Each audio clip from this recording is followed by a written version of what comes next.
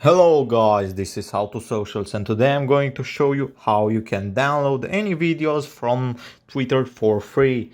It's really easy, so let's not waste any more time and get right into it. So for example, let's say I want to download the video right here that Twitter just put out. What I need to do is just hit the video button, which should open up my video, and once I'm here, what I need to do is click on the share button next to the heart button.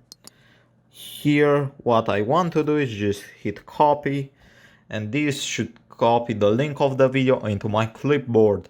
Now we are going to go over to twittervideodownloader.com, and we should have a paste URL here.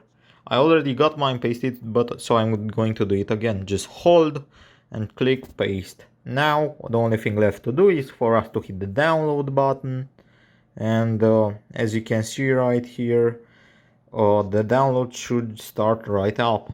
We have to choose our resolution and just hit download video.